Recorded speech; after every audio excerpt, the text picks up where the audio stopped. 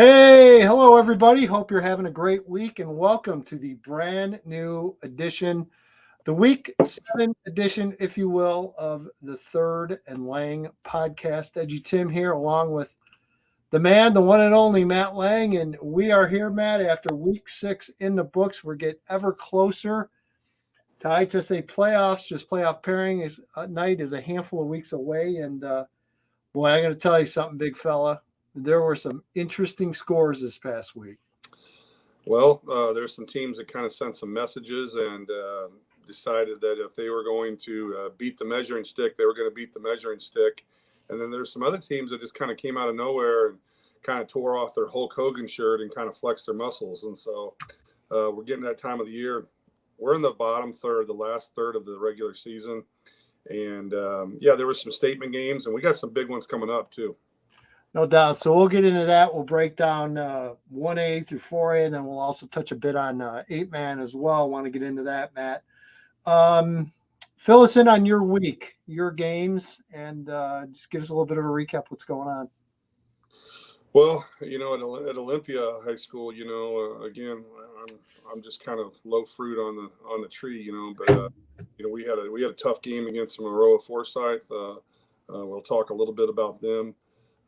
Josh does a great job down in Maroa. Our program is on the rise. We're 3-3. We played tough against Maroa, but we end up losing.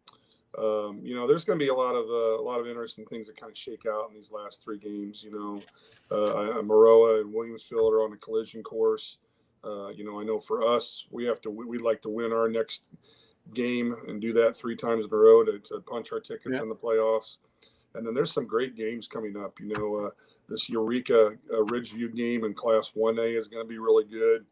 And I know there's a big one, at St. Teresa with St. Teresa and Tuscola this week. Tuscola just recently lost to Shelbyville. We'll talk a little bit about this Shelbyville team that is kind of teetering around 1A, 2A. And then I got a good report from some great people on 8-man football. There's some great showdowns coming down the pike in 8-man football as we get closer and we kind of escalate to week 9. So I know in your neck of the woods, Reed Custer was with a big statement win, and then down here, Prairie Central with a big win over Paxton Buckley Loda. So there's a lot of storylines and a lot of good football. And, hey, this is what it's all about. So Friday night, I get a text from this big galook in front of us. What was that score again? What was that Reed Custer score? Was it really 50-5? It really was 50-5. Had a chance to talk to my guys at WJOL that did the broadcast. Completely, thoroughly impressed with the Comets, Matt. Just up and down, from the atmosphere to the crowd to the turnout, everything you'd want in a big game. And Coach Joe, who partners with me on 1340 WJOL on Thursday nights, couldn't stop raving about the defensive line play from Reed Custer. Just absolutely manhandled an offense that very few people over the years have manhandled, Matt. And they were able to do that and really just took it to Wilmington. And just an absolutely huge win for that program. Well, it's only one game. I know in our neck of the woods here in Bloomington Normal and Champaign-Urbana, people are extremely happy about how the University of Illinois is doing because they got a big win, And so I always say it's just one game, but you know what? In the words of Ric Flair, to be the man, you got to beat the man. And not only did they beat him, but they sent a message, and they sounded like they really played well sideline to sideline. That's kind of their strength. Reed Custer, they're a finesse team, but they're very physical. They're very fast. And then if you're going to beat Coach Jeff at Wilmington, you better be very good in the trenches. And sounds to me that's what they did. They were able to kind of stemmy that and slow that down because you don't want Wilmington in second and short or third and short, because if they're in second and short and third and short, it's a long night for you. I had the stats originally. I don't have them in front of me. I'm going to say with relative confidence that Reed Custer's defense held Wilmington to under 100 yards rushing. That's almost unheard of against them. It's unheard of. All right, let's start in 1A. And you had mentioned a little bit a while ago about Maroa and how good that team is and what they're all about. And I know you wanted to mention a handful of kids. Caden, is it Caden Maurer, the quarterback from Maroa, Brady Larson, the wide receiver, and then inside linebacker Aiden Reiser. Talk about those three and kind of what they bring to the table for the Trojans. Well, I thought, again, I'm just kind of speaking kind of coach talk here. Coach Lyons would say the same thing. We had a great game plan. We believe in our system. We felt like we could kind of run the ball on them, but we were kind of prepared for a little bit more of a passing attack from Josh. He has all the bells and whistles to do all the things. He's very solid and sound, and he proved it because they were able to run the ball on us a little bit, and they did it with their quarterback. And the Maurer kid is the real deal. He's very slippery. It's a violent type of running. And I say that he really lowers his shoulder and really gets after it. And then number 33, the name is eluding me right now. I can't think of his name. Aiden Reiser, linebacker. He's a difference. He's a difference maker. He passes the litmus test. He's big. He fills out the pads. He runs sideline to sideline, and we would try to run away from him. And he was able to fill gaps, and they made some adjustments at the second half, and they kind of took control of the game. I liked our effort, but again, I'm just speaking, slightly and lightly of what Coach Lyons would say. But tip your hat off to Josh. They have a nice football program down there. They have the facilities. They have everything. They'll be a formidable opponent in 2A or 3A. Yeah, no doubt about it. As far as 1A, they're really – and the storyline, we talked about this last week, and it really hasn't changed very much. The favorites are still winning quite a few of the games, which I know traditionally is usually the case in 4A through 1A, and it definitely is holding out this year. There has not been a ton of upsets. Looking at 1A, it's pretty much chalk all the way through. Lena Winslow, number 1. We're going to talk about them in a minute. Colfax Ridgewood at 2, Camp Point Central 3, Hope Academy at 4, Shelbyville 5, St. Bede 6, Athens 7, Fulton at 8, Greenfield Northwestern 9, and Ottawa Marquette at 10. Lena, the score that a lot of people are not talking about, and they should be, especially in this part of the state, the northern part of the state. Final score, Lena Winslow 54, Marion Central Catholic 7. Matt, that is a gigantic win for Lena Winslow against. Now, to be fair, Marion Central Catholic were in the Catholic League. They bailed out of the Catholic League last year. They're going to wind up going into another conference after this year. So the Hurricanes are playing as an independent this year. Anyone that's ever known anything about going independent for football, it is a horrible road. It is a terrible path. You got to scramble for games. You're going to end up doing a lot of traveling. Talk to my buddy down at Quincy, Notre Dame. He'll tell you all about the excitement of playing as an independent. It's a grind. This is not, Marion Central Catholic's been a little bit down for a while, but still, no excuses at all. This is a big, I think it's a really big statement score from Lena Winslow saying, hey, look, we can play with anyone. We'll go and compete with anyone. They proved it. Man, that's a huge, huge score. Well, and again, we don't want to. I think when you talk about Lena, it's kind of the same old, but I think these are these points that we want to talk about. I think you kind of have to tip your hat. They've had the same coaching staff. Yep. Their weightlifting weight program, strength and conditioning PE has been there. They're great at wrestling. They're great at track and field. And again,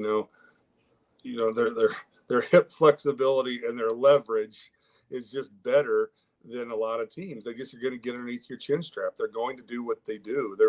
And Rick's not trying to. Rick's a great guy. He doesn't boast his chest and say, "Hey, we're." Oh no, I know. No, it wasn't meant that way whatsoever. What I'm saying is, you want to be able to go and compete against whoever's in front of you. Yep. And in any one game scenario, Matt, this can happen. And that's my whole point.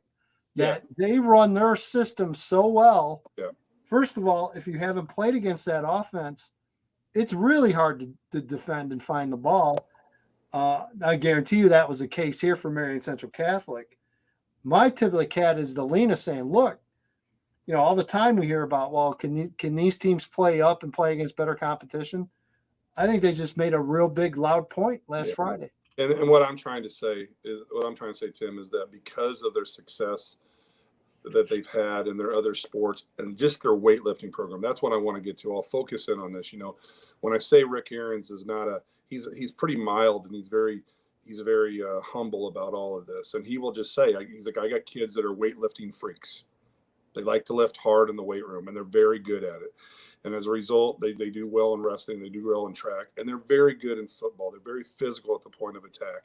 And like you and I have talked about this, until someone is as physical as they are, and we don't know what it would be in the South, it's going to be a spread team or it's going to have to be a power team.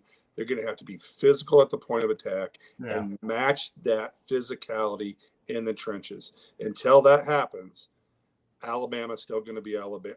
Lena's still going to be Lena. It is what it is. Yeah. They're very, very good. They get big kids, strong kids. The player development is off the charts. And they have the coaching staff, the cohesiveness that until someone beats them, they're still the top dog. And defensively gave up 7 points to a 4A, 5A school. Again, just a really impressive win for 1A Lena Winslow. There is no doubt about it. One thing I want to point out in 1A, we mentioned Hope Academy dropped a spot between them and Camp Point in the latest AP. Hope Academy beat DePaul Prep, which a lot of people might not even realize who DePaul Prep is. Used to be Gordon Tech, changed names. DePaul Prep, by the way, phenomenal, gorgeous school, brand new facilities. They are, I think, a 4 to 5A size school. So you're going to see the last few weeks of Hope's schedule. They're going to be in some tight games because they are playing considerably bigger opponents. I hope for Hope Academy's sake, I hope that 1A voters realize and understand who they're actually playing. I think it makes a big difference. As we talked about Lena beating Marion Central Catholic, Hope Academy beating at DePaul Prep is a big deal as well. So and just with pure big play, big explosive plays, Hope is going to have a chance. Wherever they're at in the playoffs, they're going to have an opportunity to get some things going and get that momentum going. And they have proven over the years, even in cold weather with wind and cold, they can put points on the board. Right. Can they match that physicality and step up and stop people? I think that'll be the big question. And for years, and we've seen this over the years, especially in 1A and 2A, when you get the one-off Chicago team that bumps down and everyone starts wondering, well, boy, I wonder if they're really good or if they're not that good. And there's been some bad 1A teams that have gone to play the Lena Winslows of the world and have gotten 40-point blown out in the first round. Yeah. This is not that kind of Hope Academy team this year. They really aren't. They're going to be pretty good when it's all said and done. 2A, as we mentioned, Wilmington loses obviously 50-5. Real quick, Tim, can I just say something a little bit about that Ridgeview Eureka game? Yeah, sure. So that's a big game down here. The Heart of Illinois Conference to our listeners, they've put in teams in the state championship, Tri-Valley, Deer Creek, Mackinac, all these teams. Gibson City with back-to-back. Ridgeview was knocking on the door last year against Lena. Ridgeview is probably that team down here that could either go south or north. They have a big game. They're on the road at Eureka. Eureka is a 2A, 3A team. It's going to be Eureka's spread game with Coach Bachman against Coach Kyoto. And, that series of formations, different formations that Hal likes to run, but they're going to run the ball. Caden Farrell's that all-state running back. Alex Thomas is the quarterback leader. And then, they got some players, Jacob Whitehill is a defensive end, and Friedmansky is a corner. He leads the team in interceptions. It's going to be really interesting. They're going over there to Eureka. Eureka has a brand new turf field. It's 6-0 against 6-0. I mean, this is a big game, and the winner is going to be the conference champ. Ridgeview just come off a big win against El Paso. And El Paso's big punter that just committed to Illinois, and they kind of stopped them at home. And now they have the true road test at Eureka. This will be going to be really interesting. Two contrasting styles. Awesome. Class 2A going through the top 10.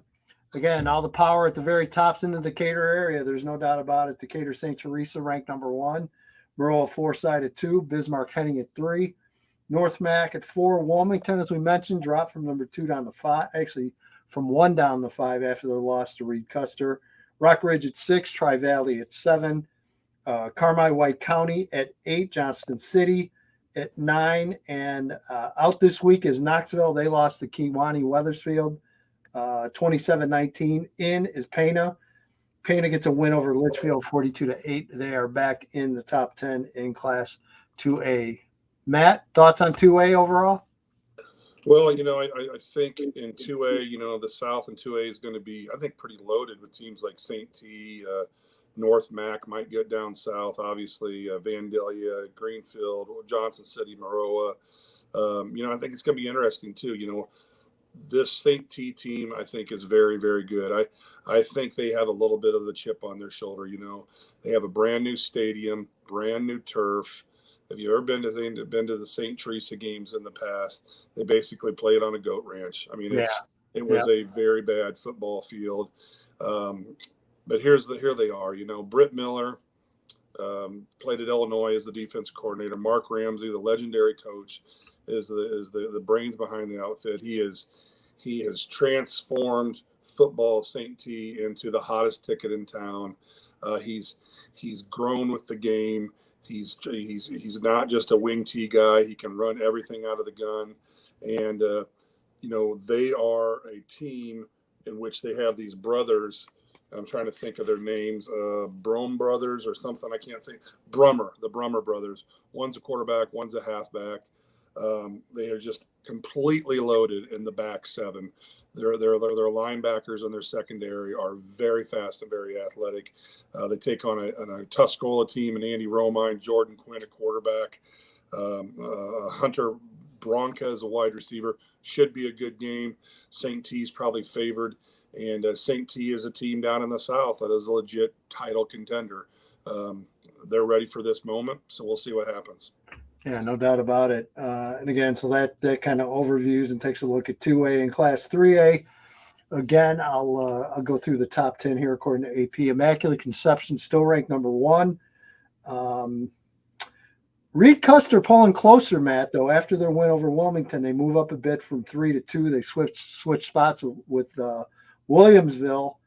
More first place votes from the voters as well at AP. So Reed Custer 2, Williamsville at 3.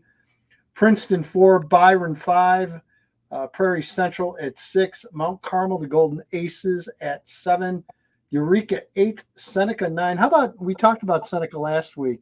What a great story continues to roll for Seneca the Irish. So great to see for them. And as we mentioned, Toledo Unity, they win. They find themselves back in the 3A poll at number 10. So, Matt, some things to definitely go over in 3A. Yeah, no, 3A, I mean, about the matchups up north, and all the teams, but in the South, I think the 3A is not going to be any easier. I think in the South, I mean, Williamsville is a legitimate team. Maroa, if they slip into 3A, Mount Carmel, Tolona Unity, Scott Hamilton has his team playing well. Harrisburg, some other sleeper teams, Roxana, Benton, Monticello, Coley Welder. He's got 3 big games coming up, and he's got some toughies. So it's going to be interesting. Greenville. But, I think, you get right down to it. I mean, I think this Prairie Central team is a team to watch out for. They were in 4A last year. They're going to be down in 3A. Unfortunately, they're going to go north where all the heavies are at. But it's going to be really interesting. I can't say enough about Williamsville. Aaron does a good job down there. It's going to be interesting. I mean, 3A is going to be, the emphasis is going to be in the north, but watch out for some teams in the south. Yeah, no doubt about it. I thought kind of an interesting note. We were talking a little while ago about Marion Central Catholic playing as an independent. You know who they play on the road week 8? Who? The Mount Carmel Golden Aces. Oh, wow. They will make the trip from Woodstock, Illinois to Mount Carmel, Illinois. Yeah. I'm going to guess got to be a 6-hour bus ride. Wow. Got to be. Wow. And that's if Woodstock gets out of the greater Chicagoland area without being backed up 2 to 3 hours in traffic. Oh my goodness. So that is, we talked about that path as an independent. It can be rough. And I tell you what, they are in for a great experience at Mount Carmel, Illinois. Just playing in that stadium, Matt, where all the stands are on the one side of the hill. It'll be a very unique experience for the kids from Marion Central Catholic. I don't think there's any doubt. And anytime you get a chance to see different parts of the state, it's good for everybody. But such a cool stadium. It's so unique at Mount Carmel. There's no doubt about it. People, the snake pit. Yeah, Marion people will be talking about that for years. Like, you remember when we played way down in Southern Illinois, and remember that field with the stands all on one side up into the hill? Believe me, they'll have a great time down there. I think we forget this is all about the kids, and so for kids, when they're driving down on that banana bus or that charter bus, and they're it'll be charter. And when you got a long trip and you're looking at the two main tourist attractions on interstates, they're called bean and soybeans and cornfields. When you get down to Mount Carmel and you see what that's all about, there's a lot of history. And Mount Carmel has awfully good football. Yeah. That'll be a one of those teams that we'll talk about as we get closer into the playoffs. Mount Carmel continues to do things well down there, and they're finally kind of getting things rolling in the conference. And Mount Carmel, another school that's very familiar with riding that independent ride. Yep. They did that for a lot of years. I remember two coaches in particular. Yep. Remember Mount Carmel, Illinois was an independent for a long time, and believe it or not, Providence Catholic under Matt Suffner. Yeah. Independent for a long time before they finally got into the Catholic League. So they used to hear the stories about scheduling all the time from Matt Suffner about how difficult it was just to get 9 weeks together as an independent. Yeah, well, Darren Peach, yeah, they're playing Indiana schools. Yeah, well, they were. They came from an Indiana conference when they came back into Illinois. Yeah, so it's not easy to get schedule 1 through 9, because some teams just aren't going to play and some teams aren't going to travel, and some people it's difficult for the athletic directors and the football coaches. No doubt about it. So we'll take a look up in Class 4A again, going through the AP Top 10 in 4A. Sacred Heart Griffin and Richmond Burton tied. Matt, as we talked about, Richmond Burton, a huge win at home over Morris last week, and obviously the AP voters took notice of that as well. So both of them right now tied for number 1 in Class 4A. Wheaton St. Francis at 3, Joliet Catholic at 4. Very flip-flop there by literally 1 vote. Rochester at 5, Stillman Valley 6, Carterville at 7, Macomb at 8, up from 10. Genoa Kingston at 9, and Wheaton Academy dropped from 7 to 10. They lost to Immaculate Conception last Friday, 42-20. But, Matt, it's interesting. And a question that I almost was going to go to Sacred Heart and Glenwood this week, but unfortunately I got things going on. I couldn't make it down. Big game, obviously, for Sacred Heart. Longtime rival. Last time Ken Leonard will face Glenwood. Hasn't been big, obviously, since the Leonard Bowl and Derek took over. Things have changed a bit, but for years and years and years, that's been it's still a huge game, but it was the high-profile game in the Central State 8 every year. I guess and I'll ask this to you from a coaching standpoint. If you're Ken Leonard, are you almost a little nervous that your guys really haven't been pushed at this point? I mean, outside of the Rochester game, you look at these scores, Matt. I mean, they are just rolling people. And again, is it the balance of you're really that good, or is it a little bit of maybe the competition isn't as good? As a coach, does that concern you at all? Yeah, if you don't prepare and you don't push your kids in practice and you're not organized and you don't work hard, then I would be concerned. But I can tell you one thing, he'll have his kids prepared. And I know, like when I had some teams at Fisher and we knew there was going to be some games on the schedule that we were just going to, I hate to say this, we were going to be able to get off the bus and have a 14-point lead. It was what it is. But that did not affect our preparation. We didn't take anybody lightly, and I didn't let the kids, think that. And we everywhere I've been at, Havana, Rantoul, now here at Olympia, if you're going up against somebody, and you can, you kind of have the advantage. You still been preparing during the week. And but yeah, you get a little concerned about that because kids are kids. You know, they're going to know and they're going to kind of see. And but you don't take your foot off the gas. You stick that shifter in fifth gear and you put your foot on the accelerator and say, hey, we're working hard. And you know, because if you don't prepare something, you know, you give somebody a wounded animal a little bit of breath, a little bit of life, that little flame fire turns into a roaring bonfire, and the next thing you know, you're in Donnybrook. And I can guarantee you, Coach Leonard will have his team ready. I mean, this is a rivalry game. I mean, this is a lot of implications on the line, and you know, you want to be playing your best well, football, 7, 8, and 9. And let's be realistic. After this game, the last two games for Sacred Heart is Lamphere and Southeast. Yeah. A combined 1-11 right now. So, you want to be playing good in this game right here. Yeah. You want to be playing good. Week 7, week 8, and week 9. You want to be playing good. Yep. Yeah. There's no doubt about it. And again, we talk about this. These are rich people problems.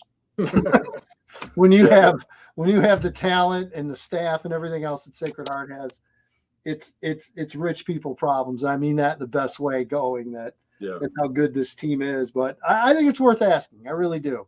Sure. I think it's a question worth asking, no doubt about it, as they continue to roll. Any other thoughts for you in 4A, or should we get on to 8-man? No, you know, I mean, I just think when you talk about 4A football, I mean, it is the 4 heavyweights. You know, I mean, Rochester, Sacred Heart, JCA, you know, Richard Burton, but you know, those are the 4 heavyweights. But I mean, I think Wheaton St. Francis is the McCollum kid. Is he the center? McMillan kid, yeah. DJ. I mean, they're legitimate. I mean, that St. Francis program, you know, and you know more about that than I do. My only recollection of them is when they won the state championship against our friend Pat Ryan. Yep. I just was thoroughly impressed with that wing tee offense. Now they're probably doing something different now. Totally different. Shotgun spread, throws it all over the field. Yeah, but they have that mystique. They have that tradition. They have that mindset. They have that grit, the determination. And let's face it, they're not scared of anybody. Week in, week out, they're getting everybody's best competition, and they're going up against some heavies. So they're very well coached. Bob McMillan, Hall of Fame, Arena Bowl Hall of Famer. Yeah. Really, really talented guy, terrific coach, and he has a great staff as well. So, you know, that's a team that's going to well scout everyone and have the Spartans ready to go. So we could do a podcast on that alone, on his influence. There's no doubt. And no doubt about it. And his demeanor. And I mean, he is a legend in the arena. Yep. The arena history. His older son Bobby's now coaching, college assistant coach at it's gonna kill me. New Mexico State, I think. I know he played at Iowa State. I think he was a GA somewhere else, and I think he's at New Mexico State now as a linebacker coach. So yeah, that is a football family, the McMillans. There's no doubt about it. Definitely football family. Let's go over 8A, and again, we thank NUIC football for their weekly poll in 8-man football. And again, NUIC, just the best. Those guys do great work.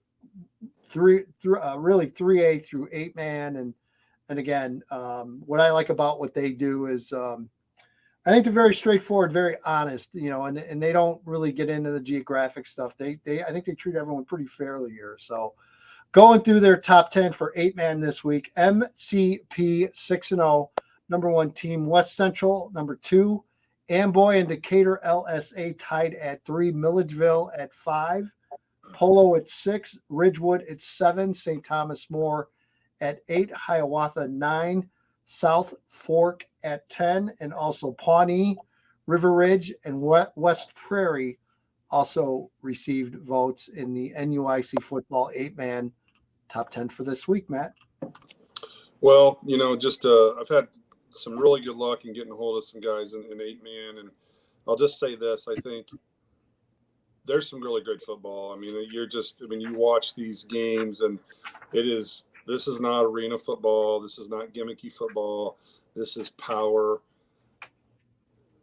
This is power inside the tackle football for the most part. You're just going to see teams that are running a lot of wing T, G scheme. They might even do it out of the gun, but it's physical football. And there are some really neat storylines in 8-man. So we have Decatur LSA, who's 6-0, coached by Jordan Hopman. I'll talk about his team here in a minute. They are literally trying to fine tune the engine. They just came off a big 58-56 win. I'll say that again, 58-56 win over Milledgeville. I'll talk about Milledgeville. They got some players, but they're 6-0 and they are cranking it up, and they're trying to win for the eventual showdown with Milford System Park, who is also 6-0. So we are looking at a potential Week 9 game against Milford, or 8-0, and that would be at Decatur. West Central, on the other hand, they are 6-0. They are led by Jason Kirby. They're looking forward to continuing that success and then building on to a potential Week 9 game at Milledgeville. They're led by Caden Drosty. He's the running back and free safety. He has over 1,400 yards rushing on 78 carries, 26 touchdowns. They have Parker Meldrum. He's a fullback and strong safety. Just a great tackler, 24 solos, 30 assists. So anyway, but back to this Decatur team, I think we should, give them a lot of love. Here's a team, led by Jordan Hopman. He's in his 4th year, and they have a very, very, very high profile running back in Leighton Miller. He's about 5'10", 160. As of right now, he currently has over 1,800 yards through 6 games. He's yet to be held under 200 yards in a game. And don't blink, folks. This is not making this up. Against Milledgeville, a top 5 team in the state, he ran for 608 yards and 8 touchdowns. They won 58-56. They're a power run football game. He will even say that he kind of tries to pattern his game, pattern the program, pattern the schematic attack like Wilmington. They're not near that type of level as Wilmington, but that's what they kind of pattern it after. Yeah. And they have another fullback, Emmanuel Ruffton. He's rushed over 1,500 yards.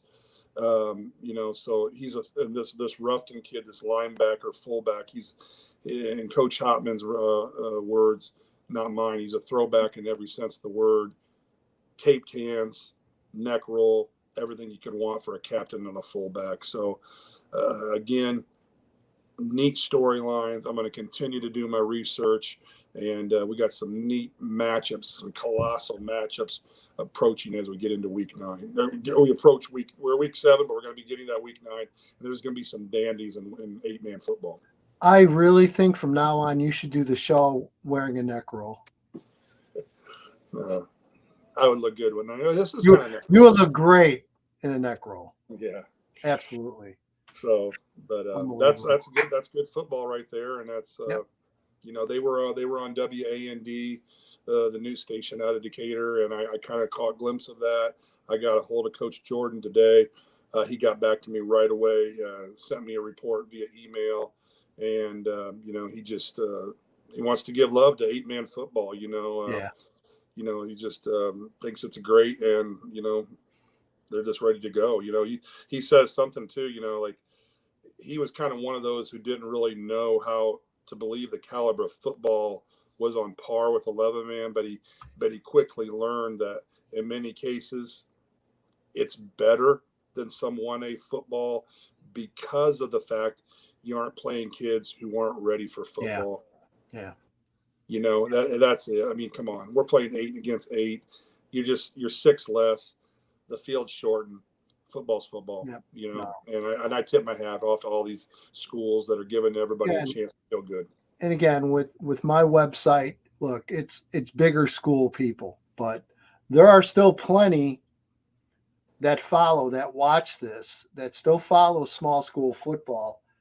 And they ask about 8-man very inquisitively, like, so kind of what's the deal? So, I mean, there's a lot of people out there that are willing and kind of waiting to embrace 8-man. And I think, Matt, I was kind of one of those guys too. And then when I got to sit down and talk to some of these coaches, and they give you the reasons why they went 8-man and about not wanting to be co-opt and wanting to keep their identity, and that their school had been playing football for 70, 80, 90 years, and they didn't want to give that up.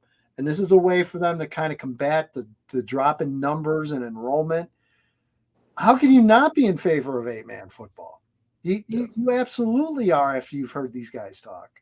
Yeah, and back in my glory days at Fisher, back in the best year we had, in 2005, a great time in my life, and my daughter was born, and we went to the quarterfinals, and I ran into the first original coach at Fisher High School. He was coming through for a family reunion, and he came in and talked to me, and his name was Bill Kopp, and he told me, he's like, well, back in my day we played 8-man football, so they started back in the day with 8-man football, and then they build up.